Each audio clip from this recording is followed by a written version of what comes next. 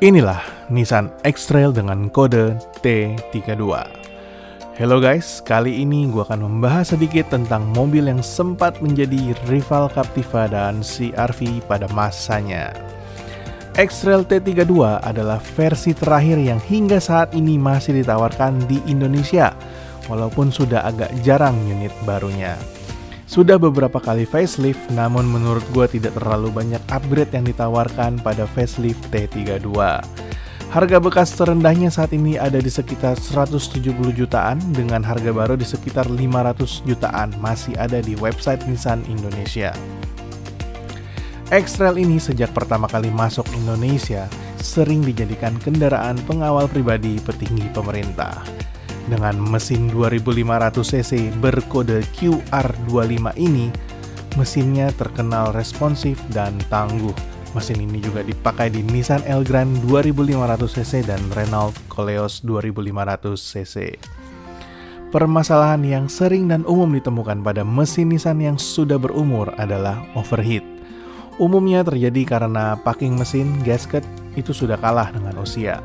Jadi akibatnya air itu menyeberang ke dalam ruang pembakaran. Oli juga kadang tercampur dengan coolant. Jadi coolant-nya berkurang, sebagian coolant pun masuk ke ruang pembakaran menyebabkan water hammer di mesin. Hasilnya apa? Tentu saja harus turun mesin dan overhaul total.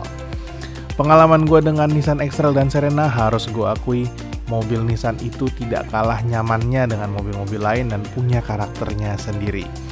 Untuk X-Trail ini dengan desain monokok sangat membantu keseimbangan bermanuver dalam kecepatan tinggi. Mobil ini enak dipakai santai baik di dalam maupun di luar kota. Untuk spare part banyak tersedia di marketplace dengan harga yang bervariasi. Relatif mudah lah untuk servis dengan diagnosa permasalahan yang tepat. Pertanyaannya, apakah mobil ini recommended? Menurut gue untuk kalian yang punya budget sekitar 200 hingga 250 juta, ini bisa menjadi salah satu pilihan mobil bekas yang boleh kalian pertimbangkan. Karena apa? Yang nyetir nyaman, penumpangnya nyaman, ruang bagasi besar, ya cocoklah untuk keluarga muda. Bonusnya, mobil ini sudah 7-seater 3 baris dan sudah power backdoor ya. Kemudian di bagian kursi pengemudi ini juga sudah elektrik dan kamera 360 pun sudah termasuk pada varian tertingginya. Jadi kalau kalian beli mobil ini, pastikan terawat, histori perawatannya ada, dan selalu ingat untuk rutin cek sisi mesin di bagian depan, samping, dan belakangnya. Apakah sudah ada tanda-tanda rembes atau belum. Kemudian pastikan kalian rutin mengganti oli sesuai spek, dan maksimal intervalnya 5000 km saja. Untuk kaki-kaki menurut gua masih rata-rata dengan mobil-mobil lain, karena kaki-kaki ini tergantung pada rute pemakaian sehari-hari dan cara mengemudi kalian seperti apa. Kalau konsumsi BBM sekali full tank masih bisa dapat sekitar 420-450 km pemakaian dalam kota dan luar kota. Tapi kalau full kita perjalanan luar kota, 500 km masih tembus dengan catatan mesin sehat. Jadi kira-kira konsumsinya sekitar 1:8 sampai dengan 1:10. Semua tergantung kaki pengemudi.